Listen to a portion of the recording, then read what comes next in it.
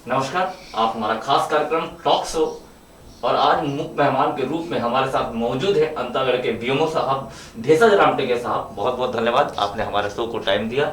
सबसे पहले तो एक संदेश लोगों के लिए, 2 गज की दूरी, मास्क जरूरी, क्योंकि कोरोना का जो समय चल रहा है वो एक संदेश है और हमने भी मास्क लगाया है। क्योंकि हम किसी भीड़ में नहीं बैठे हैं तो मास्क भी निकाल देंगे, लेकिन संदेश है लोगों के लिए कि मास्क और सोशल डिस्टेंसिंग, लगातार सैनिटाइजर का यूज लगातार आप करते रहिए। क्योंकि डॉक्टर साहब हमारे साथ मौजूद हैं, उनसे जानेंगे कि कोरोना काल में किन परिस्थितियों का सामना आप लोगों को भी करना पड़ रहा है।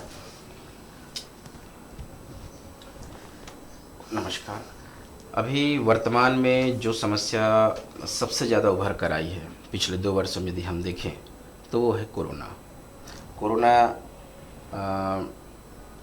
न केवल स्वास्थ्य के लिए बल्कि जितने भी अदर सेक्टर हैं, जितने भी अदर दूसरे विभाग हैं हमारे, दूसरे अर्थव्यवस्था, ये सारी चीज़ों को जो है एक प्रकार से मुश्किल की स्थिति में ला दिया था।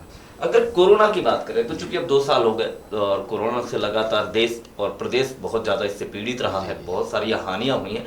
वास्तविकता में कोरोना का जो काम करता है वो किस तरीके से काम करता है, किस प्रकार का ये फंगस है? कोरोना एक्चुअली क्या है, एक वायरस है। कोरोना जो है एक वायरस है, जैसे चीन से आया, फिर जैसे वो चीन से आया भारत में एक केस जैसे आया उसने अपने रफ्तार बढ़ा दी। क्योंकि कोरोना एक ऐसा बीमारी है जो हमारे संपर्क से फैलता है। यदि हम हाथ मिलाते हैं किसी से, बातचीत करते हैं, खांसी होती है, इन सब चीज़ों से फैलता मुख्य है। तरीके से कहा जाता है कि कोरोना लगातार अपने सिम्टम्स बदलता रहता जी, है। जी। वो अपने अपने परिस्थितियों के अनुकूल कोरोना अपने आप को तब्दील करते रहता जी, है। जी। तो सही तरीके से उसकी एक लोगों को जानकारी भी नहीं हो पाती। तो मुख्य क्या लक्षण है उसके? मुख्य देखिए, अगर कोरोना के लक्षण देखें तो बहुत सिंपल है कि एक तो बुखार का है, दूसरा थोड़ी सर्दी है, खांसी है, बदन में दर्द होना, गले में खराश का आना, ये सब उसके सामान्य लक्षण हैं। और कई बार तो ये देखा जाता है किसी व्यक्ति में इस प्रकार के कोई भी सिम्टम्स नजर नहीं आते, लेकिन जब उसके टेस्ट होता है तो कोरोना पॉजिटिव। तो ये भ्रांतियां लोगों में फैली रहती हैं कि जब हम अस्पताल जाएंगे, अगर हमको बुखार है, ऐसी हल्की सर्दी भी है, बाकी जो अगर कोरोना के जो सिम्टम्स उसमें नहीं है, लेकिन वहां जाते हैं तो पॉजिटिव, तो लोग इस परिस्थितियों में अस्पताल जाना पसंद नहीं करते। बिल्कुल बिल्कुल। बीच में ऐसा सुनने में आता था कि हम लोग जब भी अस्पताल जाते हैं तो वहाँ कोरोना निकाल देते जी, हैं। जी, जी। या अगर हम सिविल या कहीं गांव गए जी, जी। तो लोग देख के भाग जाते थे जी, जी। कि आए हुए हैं, ये कोरोना निकाल देंगे। जी, जी, जी। लेकिन ऐसा नहीं है। आज की परिस्थिति को देखिए, आज जितने भी हमारे अस्पताल में आ रहे हैं, हम हर जगह शिविर लगाते जा रहे हैं, इन जगहों पे अब हम कोरोना टेस्ट कर रहे हैं तो कहाँ कोरोना निकल रहा है? नहीं निकल रहा है। इसका मतलब कि उस समय एक कोरोना की लहर थी, लोग एक दूसरे के संपर्कित में थे, सोशल डिस्टेंसिंग और इन सब चीज़ों का भाव था। फिर भी यदि हम वो कर रहे थे अपने प्रचार प्रसार, पर उस समय ऐसा था कि कोरोना की एक लहर आ गई थी। लहर आने के कारण कई लोग संपर्कित में थे और बहुत सारे लोग ऐसे हैं जो एसिम्टोमेटिक रहते हैं, जिनका सिम्टम नहीं आ पाता है। सिम्टम आने में भी बहुत टाइम लग जाता है। तो जैसे कोरोना कोई अगर पीड़ित होता है, जी, कोरोना से संक्रमित अगर हो गया हो, तो उसमें क्या कोई कैटेगरी रहती है कि पहला कैटेगरी का पेशेंट ऐसा होगा, सेकंड कैटेगरी में पेशेंट ऐसा होगा? बिल्कुल बिल्कुल। कोरोना के लक्षणों के आधार पे और उसका मेन जो तकलीफ होता है वो फेफड़े में होता है। जी, जी। सांस लेने में तकलीफ ला देता है। सबसे ज़्यादा तकलीफ यही है, सांस लेने में तकलीफ लाना। तो जो सांस लेने की तकलीफ है, जो ऑक्सीजन हम देते हैं, जी, जो ऑक्सीजन रिक्वायरमेंट की क्षमता है, जी, जी। उस ऑक्सीजन रिक्वायरमेंट की क्षमता, लक्षण और दूसरी बीमारियां यदि किसी को है, मान लो शुगर है, बीपी है, अस्थमा है, दमा या और कोई दूसरी बीमारी है, तो इनके आधार पे हम पूरे कोरोना की जो बीमारियां हैं उनको 3 भागों में बांट देते हैं। जी, जी। एक बहुत माइल्ड, सामान्य सा, एक मध्यम, जी, जी। मॉडरेट का, और एक बहुत गंभीर कहते हैं जिसको सीवियर टाइप है। तो इन तीनों भागों में उसको कैटेगराइज कर देते हैं। और ये बताना चाहूँगा कि हमारे जितने भी कोरोना की जितने हम अगर बीमार को देखें, व्यक्ति को, जी, जी। तो अधिकांश लगभग 80 से 85% ये हमारे सामान्य दर्जे में आते हैं, जी, जी। जिनका इलाज जो है हम घर में ही रह के भी कर सकते हैं सामान्य दवाइयों के साथ। और चीजें एक और देखी गई कि मतलब अभी जिस कोरोना के समय में पूरा प्रदेश और पूरा देश बहुत ज्यादा पीड़ित रहा, बहुत ज्यादा कारोबार लोगों के बंद हो गए, कईयों की दुकानें बंद हो गई, फाइनेंशियल स्थिति लोगों की बहुत खराब हो गई। एक तरीके से और भी देखा गया कि जो वॉलंटियर के रूप में खासतौर पे आपके स्वास्थ्य विभाग के जो कर्मचारी थे वो अपनी जी जान लगा के अपनी जान को परवाह करे बिना सेवा दे रहे थे। इन परिस्थितियों के बीच में कई जो स्वास्थ्य विभाग के कर्मचारी हैं वो भी इससे संक्रमित हुए। उन परिस्थितियों में आपकी मानसिक स्थिति, आप लोगों को कैसा महसूस होता था? देखिए, उस समय की परिस्थितियाँ तो बहुत ही अलग थी, बहुत ही विकट थी। जब उस समय एक माहौल, एक डरावना सा माहौल था कि निकलने से लोग डरते थे, डरना भी था जी जी। और ऐसी परिस्थितियों में जब सारे घर के दरवाजे बंद हो गए, लॉकडाउन हो गया, लोग उसके डर के कारण घर के अंदर में रह जा रहे थे, कोई बाहर नहीं आ रहा था, ऑफिस बंद हो गए थे, ऐसे परिस्थितियों में स्वास्थ्य विभाग के कर्मचारी जो है वो अपनी सेवाएं दे रहे थे। तो उनको भी अपना प्रोटेक्शन करना था। जी जी। उनको भी प्रोटेक्शन करना था क्योंकि वो डायरेक्ट संपर्क में थे। जैसे लैब टेक्नीशियन है, हमारे जितने भी मैदानी अमला है, ये सब उसके संपर्क में आ सकते थे। तो कहीं ना कहीं उन्होंने अपना धैर्य रखा, अपना जोश रखा और साथ ही साथ जो कोरोना के नियम के प्रोटोकॉल हैं उन चीज़ों को अपनाते हुए जो है वो अपने कार्य में सिद्ध किए। मुख्य तौर से कोरोना से बचना है तो सैनिटाइजर, मास्क, ये तो कंपलसरी सरकार भी, स्वास्थ्य विभाग भी, राज्य सरकार, केंद्र सरकार लगातार लोगों से एक अपील कर रहा है कि आप इन मुख्य बिंदुओं पे आप काम करें, ये सावधानियां बरतें तो कोरोना से बहुत बचाव हो सकता है। आपकी नज़र से कुछ और सावधानियां बरती जानी चाहिए क्या व्यक्ति को?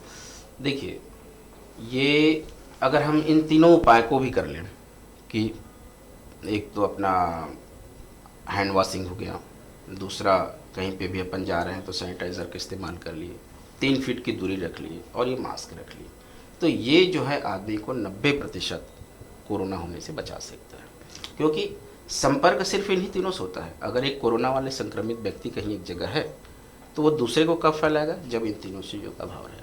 अगर मास्क पहन लेता है सामने वाला तो भी बच सकता है। दोनों मास्क पहन लिए तो 90% प्रोटेक्शन हो सकता है।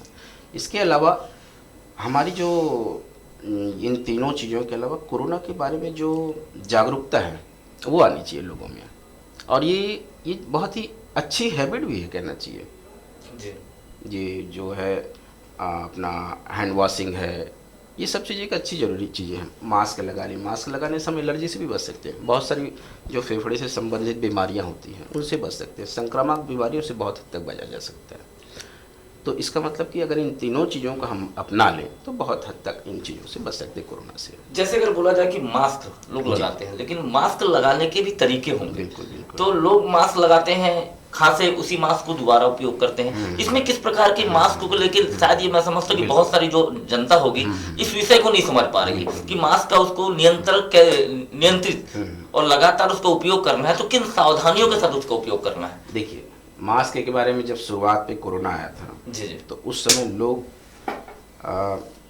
लोगों को वो था कि एक N95 मास्क आता है जी जी, तो बहुत रिक्वायरमेंट बढ़ गई थी, बहुत कॉस्टली में मिलने लग गया था। जी जी, मिल नहीं रहा था मार्केट में। जी जी, N95 जी वो जी, लगाते हैं तो उससे प्रोटेक्शन रहता है, पर वो उसका जानकारी रहना चाहिए कि वो कुछ ही जगहों में काम आता है। मतलब उपयोग करना, जैसे लैब का काम हो गया उस समय है, विशेष परिस्थितियों में। और हम जो ये त्रिस्तरीय मास्क लेते हैं, जैसे मेरे पास रखा है ये त्रिस्तरीय मास्क, जी जी, ये लगभग 100% इफेक्टिव, 95% इफेक्टिव है। मतलब इन सादा भी अपन मास्क से जो है बहुत हद तक बच सकते हैं। और अगर ये भी नहीं है तो कपड़े को भी लगा सकते हैं, उससे भी बहुत हद तक बचा जा सकता है। दूसरी चीज़ ये बताना चाहूँगा कि ये मास्क जो है ज़्यादा से ज़्यादा 8 से 10 घंटा लगा सकते हैं, उसके बाद इसको हटा देना चाहिए। फिर अगर हम लगा रहे हैं तो सिर्फ एक वो शो बस है, हम लगा रहे हैं, उसका उपयोग नहीं रहेगा। तो जैसे कपड़े का अगर यूज करते जी, हैं जी। तो क्या कपड़े का एक बार यूज करके उसको फेंक दें या इसको वॉश कर लिया जाए? वॉश कर सकते हैं, बिल्कुल अच्छे से धोने के बाद उसको रीयूज़ किया जा सकता है। हफ्ते में 7 दिन हैं, हम 7 मास्क रख लिए, एक दिन एक को पहन लिए, 8 घंटा 10 घंटा, 8 घंटा तो ज़्यादातर बाहर रहते हैं। एक चीज और देखी गई, जी, लोग जी, बोलते जी। हैं कि कोरोना आया तो जो नुकसान हुआ प्रदेश को और जो अपने बजट को नुकसान हुआ, विकास की जो तस्वीरें बदलनी थी वो नुकसान हुआ, लेकिन कहीं ना कहीं मास्क अगर लोग उपयोग करते हैं तो एक बहुत चीजें और तब्दील होंगी। जैसे अभी आपने ही कहा कि बहुत सारी बीमारियां से अपन को बच सकते हैं, तो ये कुछ ना कुछ तो सिखा गया और लोगों को ये सीखना चाहिए। बिल्कुल। और दूसरी बात, अब एक चीज और निकल के आ रही है कि अब ओमिक्रॉन जी। एक नया वायरस कोरोना का, जिसको तीसरी लहर के रूप में देखा जा रहा है, और लोग भयभीत भी, प्रशासन भी ज्यादा मुस्तैद है, आप लोग भी लगातार टीकाकरण की ओर अग्रसित हो रहे हैं। तो ये ओमिक्रॉन किस टाइप का? देखिए, ये जो कोरोना वायरस है, ये अपने शरीर को एक प्रकार से चेंज करते रहता है जी, जी। परिस्थितियों को देखते हुए। तो इसीलिए ये जो चेंजेस है ना, म्यूटेशन होता है, एक नया वेरिएंट आता है। जो पुराना वायरस था वो अपने आप को थोड़ा सा चेंज करने लगता है। अभी तक इसके पहले अल्फा आ गया था, बीटा, इस तरीके का ये एक नया वेरिएंट है, ये ओमिक्रॉन। तो ओमिक्रॉन के बारे में चूँकि अभी ये लेटेस्ट आया हुआ है, अभी तत्काल में आ रहा है, और इसकी भारत में भी एंट्री हो चुकी है। यद्यपि सामान्य जो कोरोना वायरस है, जो हम जांच करते हैं, और किसी को अभी ये कहना कि ओमिक्रॉन है कि नहीं, ये कुछ चुनिंदा जगहों में इसकी जांच की उपलब्धता है, तो अभी हम उसको सामान्य जगहों पे जांच नहीं कर पा रहे हैं। तो ये जो ओमिक्रॉन है एक नया वेरिएंट है, और इसके बारे में जो भी कहा जा रहा है कि ये भी एक शक्तिशाली रूप में विकसित हो रहा है। तो यदि हम कोरोना के जो सामान्य प्रोटोकॉल हैं, नियम हैं, उनको यदि फॉलो करें तो हम वो भी ओमिक्रॉन से भी बच सकते हैं, निश्चित रूप से बच सकते हैं। तो क्या कहा, जैसे पिछले की अगर बात करें, जिस टाइप पे जो अल्फा बीटा जो आपके कैटेगरी में बांटा गया है, बोले जो कोरोना को, तो अभी ओमिक्रॉन आया है, तो जैसे उस टाइम के जो थे उसके एक सिम्टम्स नजर आ रहे थे। तो ओमिक्रॉन जब लोग उससे संक्रमित होंगे तो उससे कोई सिम्टम्स कुछ अलग तरीके से दिखेंगे? बिल्कुल। देखिए, जो कोरोना का शुरुआत का जो सिम्टम था, जी। जैसे कि मैंने बताया कि बुखार का आना, सर्दी होना, खांसी होना, गले में खराश आना, दस्त होना, पूरे शरीर में दर्द होना, ये सब एक कोरोना वायरस के सामान्य सिम्टम है। पर अभी जो ओमिक्रॉन को कहा जा रहा है, उसमें इन लक्षणों का अभाव है। इसमें सिर्फ एक सामान्य रूप से दर्द ही हो सकता है, एसिम्टोमेटिक भी हो सकते हैं, माने जिनको लक्षण ही ना मिले, बिना लक्षण के भी हो सकता है ये। और जो सामान्य रूप से अभी कहा जा रहा है ओमिक्रॉन में, कि पूरे शरीर में एक प्रकार से दर्द हो जाएगा, और ये जो सामान्य लक्षण है ये उनका अभाव रहेगा। तो इसलिए ओमिक्रॉन को पहचानना थोड़ा सा मुश्किल है। ओमिक्रॉन के लिए कहा जा रहा है, जिस प्रकार की भी अपन मीडिया में बड़े बड़े खबरों से बातें निकल के आ रही हैं कि संक्रमित मिलना चालू हो गए हैं, क्योंकि हमारे देश में भी एंट्री हो गई है। मगर एक खुशी की बहुत अच्छी बात है कि किसी प्रकार आज तक की एक भी मौतें दर्ज नहीं की गई। तो निश्चित रूप से किस प्रकार की इसमें और कोई विशेष सावधानियां बरतनी पड़ेंगी आम जनता को, किस प्रकार से और लोगों को वो जागरूक होना पड़ेगा, क्योंकि ये तीसरी लहर फिर एक बोलते हैं कि जो युवा है या जो बच्चे हैं उनके ऊपर ज्यादा संक्रमण इसका फैलेगा। जी जी।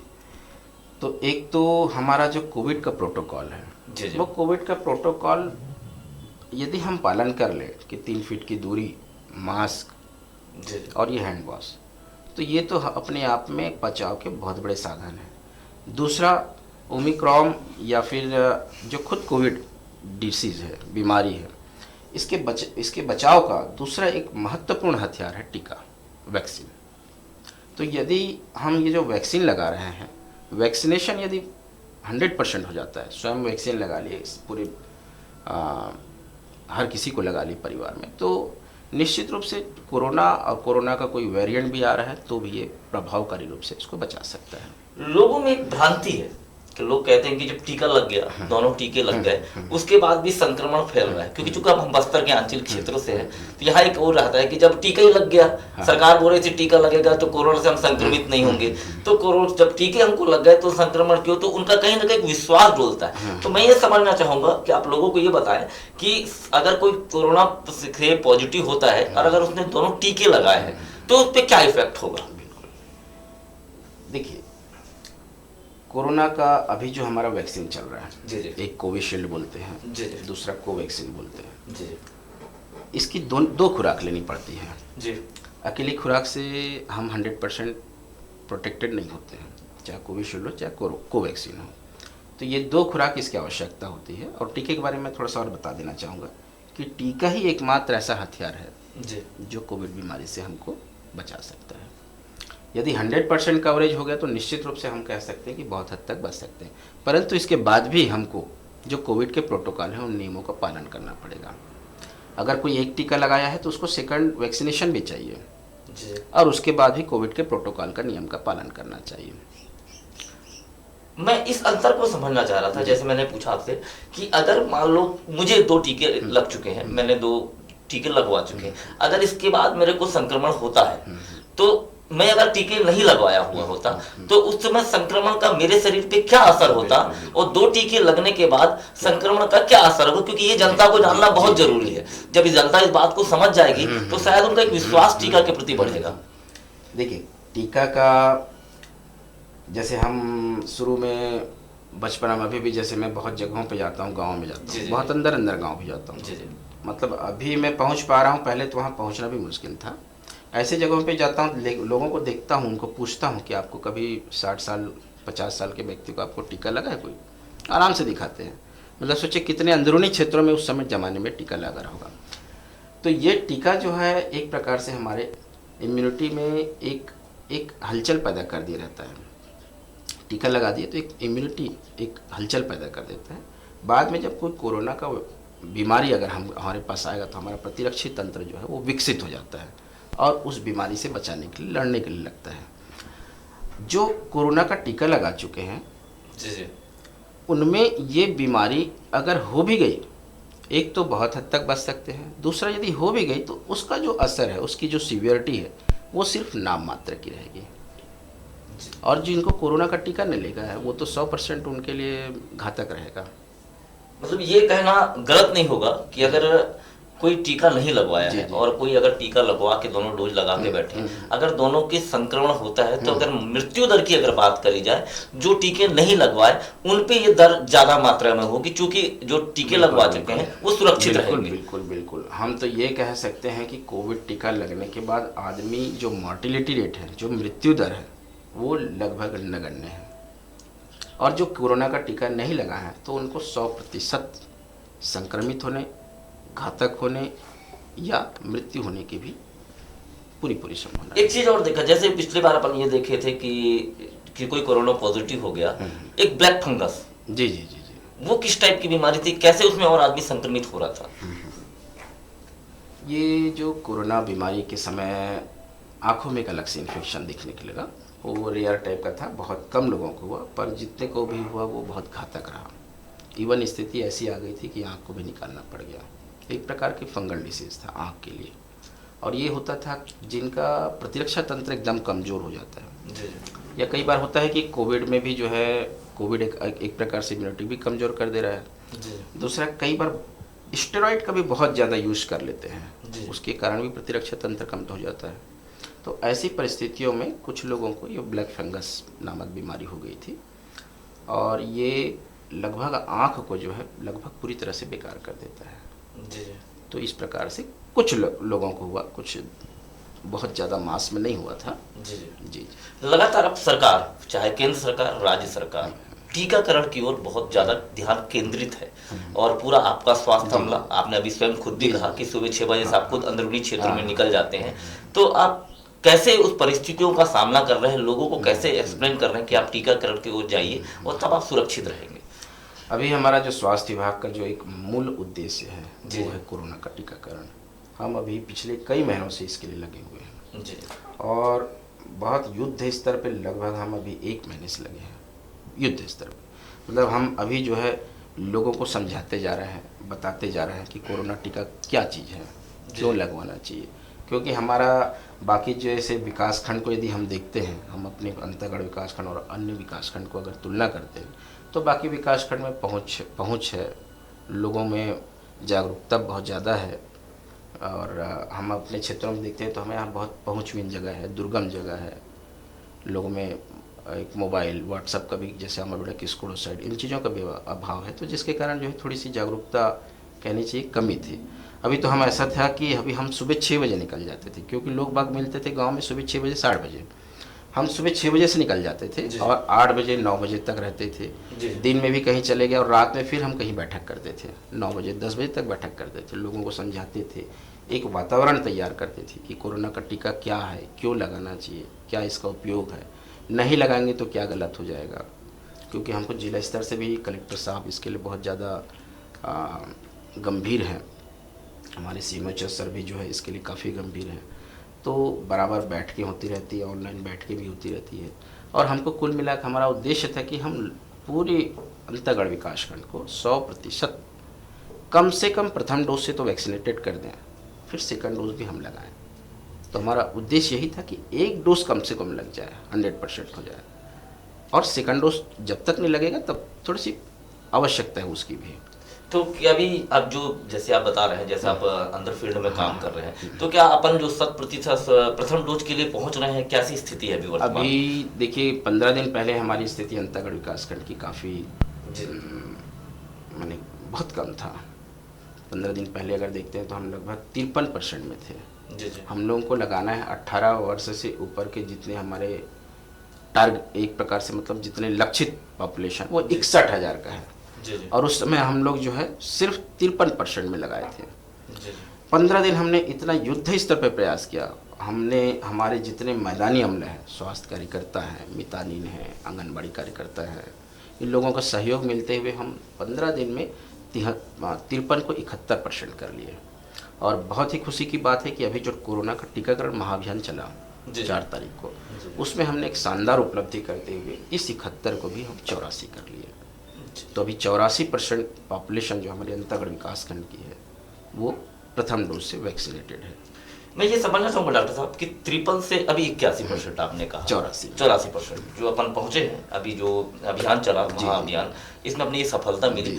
इन बीचों में ये जो दायरा कम, क्योंकि हम प्रथम डोज में अगर 100% से कम है तो कहीं ना कहीं थोड़ी सी है कि सेकंड डोज भी हमको भी कवर करना है। इन बीच का कारण आपको क्या नजर आता है कि लोग जागरूक नहीं है, कि अमला पहुंच नहीं पाया? क्या कारण है कि लोग निकल के बाहर क्यों नहीं आ रहे हैं, क्यों उत्साहित नहीं हो रहे हैं टीकाकरण को लेके? देखिए हमने प्रचार प्रसार भी खूब किया, जिला प्रशासन ने भी खूब प्रचार प्रसार किया, गवर्नमेंट की तरफ से भी खूब प्रचार प्रसार हो रहे हैं, और हमारे साथ साथ स्वास्थ्य विभाग के साथ साथ बाकी जो प्रशासनिक अमला है वो भी साथ में है। और अभी से नहीं, बहुत पहले से हर स्तर के जितने हम प्रशासनिक अमला हैं, आंगनबाड़ी के कार्यकर्ता है, मितानिन हैं, और जितने भी हमारे सरपंच सचिव हैं, सबका भी जो साथ लेते हुए हमने काम किया। परंतु 15 दिन की पहले अगर स्थिति देखें तो 53% जो बहुत गिरावट थी, जबकि अन्य ब्लॉक में अगर आप देखते तो 90% तक चला गया था। मुख्य कारण क्या है वहाँ पे? इसका जो मुख्य कारण जो दिख रहा है वो है अभी भी थोड़ा सा लोगों में जो है अपना नहीं पा रहा है, एक्सेप्टेंस नहीं है, स्वीकार नहीं कर पा रहे हैं। वो कहते हैं कि नहीं हम स्वस्थ हैं तो क्यों टीका लगाएं, हम अभी स्वस्थ हैं टीका क्यों लगाएं बताइए, ये कहना है बहुत सारे लोगों का। कई लोगों का पुरानी भ्रांतियाँ थी जो अभी भी, लेकिन ये ऐसी भ्रांतियाँ कई गाँवों में हैं, अब उसको कहना नहीं चाहिए, लेकिन फिर भी कई लोगों का बीमार हो जाना या शारीरिक दुर्बलता आ जाना, या फिर कई लोगों का ये कहना था कि इनफर्टिलिटी हो जाती है। मतलब टीका लगवाने के बाद, जैसे अभी आपने ये बात कही कि लोग लगवा नहीं पा रहे, टीका नहीं लगा रहे, भ्रांतियां हैं बहुत सारी, क्योंकि सरकार भी गंभीर है, बड़े बड़े जनप्रतिनिधि हैं, तो क्या चूक नहीं कही जा सकती कि जनप्रतिनिधि समझाने की, या सरपंच को अपनी एक्टिविटीज दिखानी चाहिए, लोगों को, अपने गांव को लोगों को समझाना चाहिए, पुरानी रीतियों को छोड़ के अपने को 21वीं सदी में बढ़ना होगा आगे। तो ऐसा कुछ कारण अभी जो हमारा महाटीकाकरण अभियान था उसके पूर्व में भी जो है जितने भी हमारे सरपंच सचिव थे, हमारे जितने मैदानी अमला थे, इन सबकी भी एक बैठक हुई, बहुत अच्छे से उनको समझाया गया। आदरणीय विधायक महोदय भी आए और विधायक महोदय ने बहुत अच्छे ढंग से लोगों को इसके लिए प्रेरणा दी। तो अगर हम ग्राउंड लेवल पे जाएँ तो कहीं ना कहीं यदि हमको सरपंच और सचिवों का एक बहुत अच्छा अगर हमको बैकअप मिल जाता है तो वो लोग जो है उनके कारण हमारा टीकाकरण और भी अच्छा हो सकता है। दूसरा क्या है कि कई लोगों का अभी भी कहना है कि जो पहले हम शुरुआत में टीकाकरण किए थे उसके कारण जो थोड़ा बहुत बुखार आ गया था, थोड़ा बहुत कुछ लोगों को बुखार आया था, तो उसको भी एक बहुत बड़ा कारण मानते हैं कि अभी एक बार हम बीमार हो गए थे, 7 दिन 8 दिन पड़ गए थे, तो अब हम बीमार नहीं होना चाहते हैं। जी, मैं भी ये चाह रहा हूँ कि इस बात को थोड़ा आप फोकस करके समझाएं कि लोगों के अंदर जो भ्रांति है, हम भी लोग सुनते हैं कि हम टीका लगवाए, हमको बुखार आ गया, हमको कमजोरी, तो मैं चाह रहा हूँ कि आप उसको थोड़ा सा कि टीका लगाने के बाद क्या क्या हो सकता है उनके साथ। भाई जैसे बच्चों को भी हम टीका लगाते हैं नॉर्मली, तो बच्चों को भी जो है थोड़ा बहुत बुखार आ जाता है, जी जी जी, है ना, 1-2 दिन के लिए। तो ये इसमें भी जो है पूर्व में जब हम टीका लगाए थे तो कहीं ना कहीं बुखार एक सामान्य वो है, जो एक अच्छा वो भी कह सकते हैं हम कि वो टीका प्रभावी रूप से काम कर रहा है, टीका प्रभावी रूप से काम कर रहा है। बच्चों में भी आप देख लीजिएगा तो ये बहुत हल्का रहता है, मध्यम रहता है, इससे कोई घबराने की आवश्यकता नहीं है। और ये भी कहीं 100 में 100% लोगों को होता है ऐसी भी बात नहीं, 100 में हो सकता है 2-4% को हो जाए, 100 में 2-4 लोगों को हो गया। तो ये पुराना जो हुआ था उसको भी एक बहुत बड़ा फैक्टर है लोगों को नहीं लगाने का। तो इसके लिए हम अभी ये उपाय कर रहे हैं कि हम जितने लोगों को भी टीकाकृत कर रहे हैं बिल्कुल उनके लिए हम बुखार मत आए इसके लिए पहले से भी हम दवाई दे रहे हैं। जी जी जी। तो अभी लगातार अगर अब टीके की हम और बात करते हैं तो टीका लगवाने के लिए आपकी और जो टीम है, क्योंकि अभी तो पहले डोज भी अभी तक हम पहुंच नहीं पाए हैं, दूसरी डोज को पहुंचाने के लिए, और क्या लगता है आपको कि सामंजस्य की बहुत ज्यादा जरूरी है, जिससे आपने कहा कि सरपंच और अगर सचिव अपने एक्टिव होके अपनी भूमिका को सही तरीके से निभाएं तो शायद ये टीकाकरण जो 100% की ओर हम अग्रसित हैं, ये लक्ष्य हमारा बहुत जल्दी साध्य हो जाएगा। तो ये जितने हमारे सरपंच सचिव हैं और गांव में जितने हमारे ये गायता हैं, पटेल हैं, वहाँ के मांझी हैं, ये जो प्रमुख लोग हैं, जो प्रमुख जनप्रतिनिधि हैं, जो गांव को लीड करते हैं, ऐसे लोग यदि आगे आए गांव में स्वयं लगाएं तो दूसरे लोग निश्चित रूप से लगाएंगे। अभी हमने कुछ गांव में देखा कि वहाँ कई प्रमुख व्यक्ति लोग भी नहीं लगाए थे, तो गाँव वालों का कहना था कि यदि ये लगा ले तो हम स्वयं होकर के भी लगा लेंगे। तो अगर हमको ये जितने भी गांव में पटेल हैं, गायता हैं, इन लोगों का यदि सहयोग मिले, साथ ही साथ जितने हमारे पंच सरपंच हैं और वहाँ के जितने प्रबुद्ध लोगों का, क्योंकि ये टीकाकरण तो 100% हितकर के लिए ही है, यदि इन सबका अगर हमको साथ मिल जाए तो निश्चित रूप से हमको टीकाकरण करने में कोई देरी नहीं, हम 100% टीकाकरण को निश्चित रूप से अचीव करेंगे। मतलब ये कहा जा सकता है कि आज भी लोगों के अंदर एक भ्रांति है, लोग कोरोना को नहीं समझ पा रहे, टीकाकरण के फायदे को नहीं समझ पा रहे हैं। तो कहीं ना कहीं थोड़े और एक प्रयास करना चाहिए, और आप आपके माध्यम से आम नागरिक को कोई आप संदेश देना चाहते हैं? जी, मैं यही कहूँगा कि अभी जितनी भी बीमारियाँ थी या जितना भी हमारा अभी 2 वर्ष का अगर हम देखें तो प्रमुख रूप से कोरोना जो है कहीं ना कहीं बहुत बड़ा फैक्टर था, जो कहीं ना कहीं हर क्षेत्र में इसने रुकावट पैदा कर दी। तो ये जो कोविड है, कोविड से हम तो एक तो ये तीनों चीज़ों का पालन करके बच सकते हैं, जैसे मास्क है, 3 फीट की दूरी है और ये हैंड वॉशिंग वगैरह है। दूसरा, कोविड से बचने का एक सबसे महत्वपूर्ण साधन कोविड का टीकाकरण है। कोविड का टीकाकरण 18 वर्ष से ऊपर हर व्यक्ति को लगाना चाहिए, चाहे वो 50 साल का हो, चाहे 70 साल का हो, चाहे 100 साल का हो, सभी को लगाना चाहिए। चाहे गर्भवती हो उनको भी लगाना है, जो शिशुवती माता है, दूध पिलाने वाली माता है, उनको भी लगाना है, चाहे वो शुगर वाला आदमी हो, चाहे वो बीपी वाला हो, चाहे अस्थमा वाला हो, चाहे अल्सर वाला हो। कहने का मतलब 18 वर्ष से ऊपर सभी व्यक्ति को लगाना चाहिए। मोटा मोटा मैं यही कहूँगा कि जो अस्पताल में भर्ती है उनको छोड़ के बाकी सबको लगा सकते हैं। तो कोरोना का टीका इस प्रकार से हम सभी को लगाना चाहिए। दूसरी बात ये कि ऐसा ये एक बीमारी ऐसा भी है कि चलो मैं टीका लगा लिया और सामने वाला टीका नहीं लगाया तो मैं सोचूंगा कि मैं सुरक्षित हूँ, तो ऐसा भी नहीं है। इसमें हमारे कम्युनिटी को भी टीका लगाना चाहिए, हर किसी को भी। समाज में जब तक टीका नहीं लगेगा तब तक वो जो पैदा होगा प्रिवेंशन का जो इम्यूनिटी, वो नहीं आ पाएगी। इसका मतलब यदि हम टीका लगाते हैं तो हम समाज को भी हित करते हैं, अपने को तो प्रोटेक्ट करते हैं पर समाज भी प्रोटेक्ट होता है, और समाज में यदि सभी लोग लगा लिए तो निश्चित रूप से 100% प्रोटेक्शन आ जाएगी। तो टीकाकरण इसलिए भी आवश्यक है। टीकाकरण से कोई घबराने की ज़रूरत नहीं है। नॉर्मली 2 प्रकार के टीका हैं, कोवैक्सीन है, कोविशील्ड है। दोनों प्रभावी हैं, दोनों अच्छे हैं। कोवैक्सीन में 1-1.5 महीने के बाद सेकंड डोज लगता है, और कोविशील्ड में लगभग 75 दिन के बाद लगता है। तो ये 2 टीके हो गए, और इसके कोई साइड इफ़ेक्ट नहीं है, कोई भी इसके दुष्प्रभाव नहीं है। कहीं कहीं कहते हैं कि बहुत सारे इसके साइड इफ़ेक्ट है, तो इसका मैं निश्चित रूप से कहता हूँ कहीं कोई दुष्प्रभाव नहीं है। यदि किसी को टीका के बाद कुछ भी लक्षण आया तो सिर्फ एक सामान्य रूप से बुखार हो सकता है, या हाथ पाँव में दर्द हो गया, सिर दर्द हो गया, ये किसी किसी को हो सकता है। इसको भी हम सामान्य रूप से जो अपना पैरासीटामोल वगैरह की दवाई अगर 1 दिन या 2 दिन ले लें, इनसे भी बच सकते हैं। हमारे साथ मौजूद डॉक्टर साहब, बीएमओ साहब भेषज राप्टे के सर ने पूरी बातों को कोरोना के लेके सबको समझाया, और हम भी हिंद 24x7 की ओर से लोगों से अपील करते हैं कि भ्रांतियों में ना आ जाए। टीकाकरण करवाएं, क्योंकि मैंने भी टीकाकरण करवाया, मैंने भी 2 वैक्सीन लगवाए, किसी भी प्रकार का कोई बुखार नहीं आता। क्योंकि सर ने पूरी बातों को क्लियर किया कि अगर बुखार भी आता है तो नॉर्मल है, आप गोली खा सकते हैं, इसमें किसी भी प्रकार के दुष्परिणाम नहीं है। और मैं फिर लोगों से और आम नागरिक से हाथ जोड़ के अपील करता हूं कि जो 100% वैक्सीन को लेकर जो सरकार सजग है, स्वास्थ्य हमारा जो मैदान में लड़ रहा है, उस पर आप अपनी सहभागिता दिखाएं। आप सुरक्षित हैं तो समाज सुरक्षित, और समाज सुरक्षित है तो देश सुरक्षित है। इसलिए इस 100% टीकाकरण में आप अपना पूरा सहयोग प्रदान करें। बहुत बहुत धन्यवाद, आपने हमको समय दिया। नमस्कार।